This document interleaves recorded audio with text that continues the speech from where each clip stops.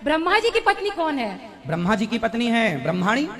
तो लोग सरस्वती माँ को बोलते हैं उनकी पत्नी है, कोई बोलते वो हैं सरस्वती। अब लोगों को ज्ञान नहीं है तो उसका ठेका हम लिए हैं। नहीं गुरु जी, ज्ञान दीजिए। अज्ञान है लोगों के अंदर। लोग कहते हैं कि ब्रह्मा जी ने अपनी बेटी से विवाह कर लिया। कहाँ लिखा है? कहीं नहीं लिखा, मन माना।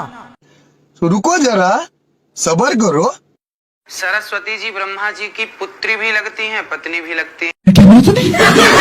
सरस्वती जी ब्रह्मा जी की पुत्री भी लगती हैं, पत्नी भी लगती हैं। अब आप यहाँ कहेंगे पुत्री है तो पत्नी कैसे? तो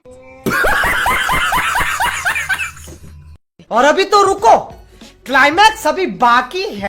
काल ने ज्योत निरंजन ने दुर्गा से बाई फोर्स विवाह किया और फिर इन 3 पुत्रों की उत्पत्ति हुई। रजगुण युक्त ब्रह्मा जी, सतगुण युक्त विष्णु जी, तमगुण युक्त शिव जी। वे तीनों पुत्र युवा हो गए और कार्य करने योग्य हो गए, सृष्टि की स्थिति ये संभालने योग्य हो गए। फिर इनसे कहा कि तीनों से कहा कि जाओ तुम सागर मंथन करो।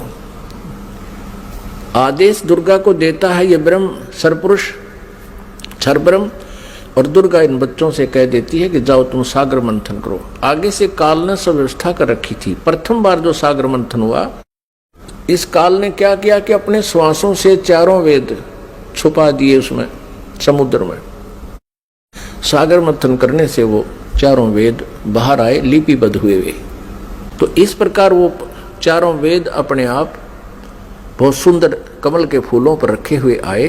ब्रह्मा ने 4 उठा लिए। फिर इन तीनों पुत्रों का दुर्गा ने विवाह करना चाहा। आकाशवाणी की उस काल ब्रह्म ने सरपुरुष ने दुर्गा जी से कि दुर्गा तो इन तीनों बच्चों को पुनः सागर मंथन पर भेज दे और वहां इनका विवाह करने के लिए तू ही 3 रूप बना करके 3 लड़कियों के रूप से निकलना है। अब श्री देवी ने 3 रूप बनाए, गुप्त और समुद्र में छुपा दिए। उधर से तीनों पुत्रों से कहा कि जाओ बेटा तुम सागर मंथन करो। उधर से ये काल सब व्यवस्था कर देता है। इन्होंने जाकर के सागर मंथन दूसरी बार किया तो 3 लड़कियां बाहर आई।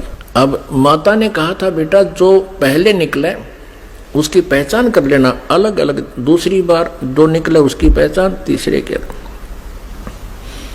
तो तीनों ने आगे पीछे कर लिया, उनको मां के पास ले आए। दुर्गा ने पूछा पहले कौन सी निकली थी कि ये वाली। उसका नाम सावित्री रख दिया और ब्रह्मा से कहा कि ये तेरी पत्नी रूप में होगी। दूसरी को कहा तेरा नाम लक्ष्मी होगा और विष्णु जी से उसका विवाह कर दिया।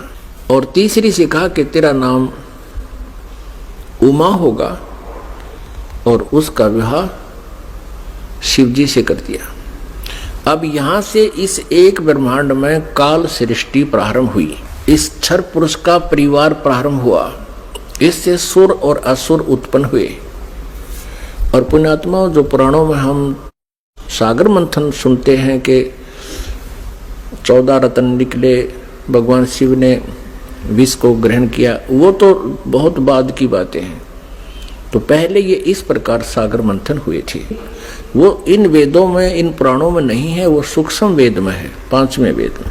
क्या बात है सर, क्या बात है सर, क्या बात, ये बात है।